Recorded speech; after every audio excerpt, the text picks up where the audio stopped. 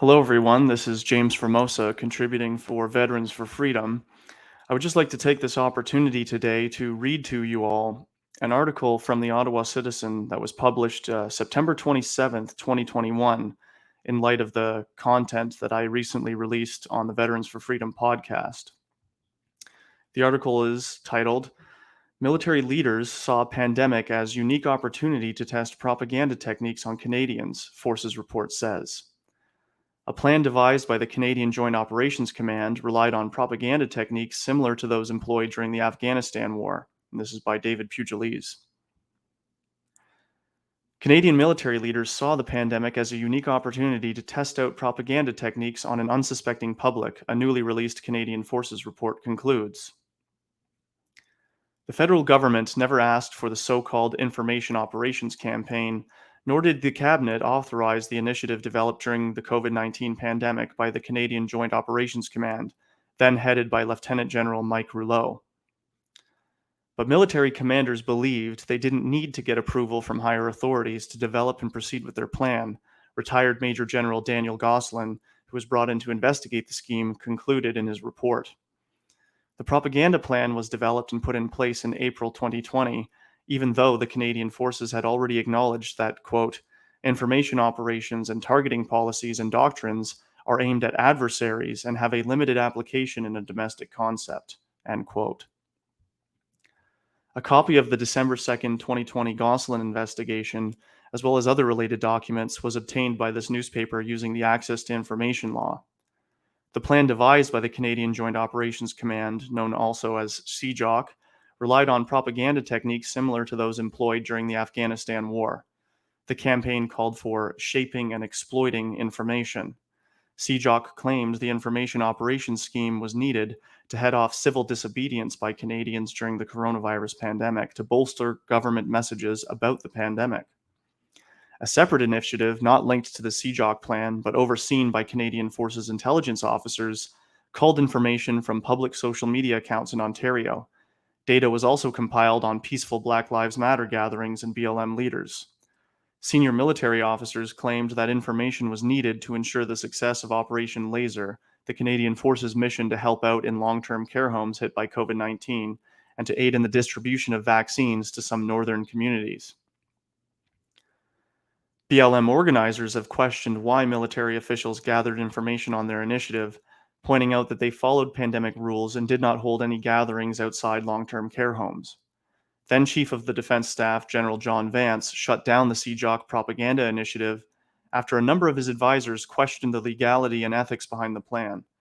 Vance then brought in Gosselin to examine how CJOC was able to develop and launch the propaganda operation without approval.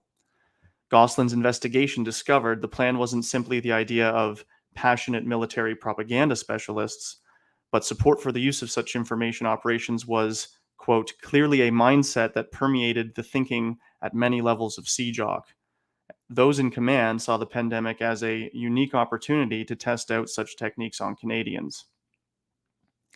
The views put forth by Rear Admiral Brian Santarpia, then CJOC's Chief of Staff, summed up the command's attitude, Gosselin noted in his report. Quote, this is really a learning opportunity for all of us and a chance to start getting information operations into our CAF D&D routine, the Rear Admiral stated. The command saw the military's pandemic response, quote, as an opportunity to monitor and collect public information in order to enhance awareness for better command decision-making, Gosselin determined. Gosselin also pointed out CJOC staff had a, quote, palpable dismissive attitude towards the advice and concerns raised by other military leaders. The directive for the propaganda plan was issued by CJOC on April 8, 2020, but it took until May 2nd of that year before Vance's order to shut it down took effect. Gosselin recommended a comprehensive review of Canadian Forces information operations policies and directives, particularly those that may impact any activities for domestic missions. There's an ongoing debate inside National Defense Headquarters in Ottawa about the use of information operations techniques. Some public affairs officers, intelligence specialists, and senior planners want to expand the scope of such methods in Canada to allow them to better control and shape government information that the public receives. Others inside headquarters worry that such operations could lead to abuses, including having military staff intentionally mislead the Canadian public or taking measures to target opposition MPs or those who criticize government or military policy. Military propaganda training and initiatives within Canada over the last year have proved to be controversial. The Canadian Forces had to launch an investigation after a September 2020 incident when military information operations staff forged a letter from the Nova Scotia government warning about wolves on the loose in a particular region of the province. The letter was inadvertently distributed to residents, prompting panic calls to Nova Scotia officials who were unaware the military was behind the deception. The investigation determined the reservists conducting the operation lacked formal training, and policies governing the use of propaganda techniques were not well understood by the soldiers. Yet another review centered on the Canadian Forces Public Affairs Branch and its activities. Last year, the branch launched a controversial plan that would have allowed military public affairs officers to use propaganda to change attitudes and behaviors of Canadians, as well as to collect and analyze information from public social media accounts. The plan would have seen staff move from traditional government methods of communicating with the public to a more aggressive strategy of using information warfare and influence tactics on Canadians. Including among those tactics was the use of friendly defense analysts and retired generals to push military PR messages and to criticize on social media those who raised questions about military spending and accountability. The Canadian Forces also spent more than $1 million to train public affairs officers on behavior modification techniques of the same sort used by the parent firm of Cambridge Analytica, the company implicated in a 2016 data mining scandal to help Donald Trump's US presidential election campaign.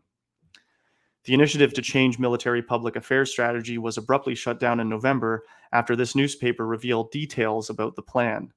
A military investigation determined that the Canadian Forces Public Affairs leadership was doing, and what they were doing was, quote, incompatible with Government of Canada communications policy and the mission and principles of public affairs.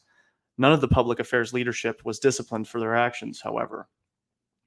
Several months ago, Acting Chief of Defense Staff, now Chief of Defense Staff General Wayne Eyre, and D&D Deputy Minister Jody Thomas acknowledged in an internal document that the various propaganda initiatives had gotten out of control. Quote, errors conducted during domestic operations and training, and sometimes insular mindsets at various echelons, have eroded public confidence in the institution. Noted at June 9th, 2020, this message was signed by Eyre and Thomas.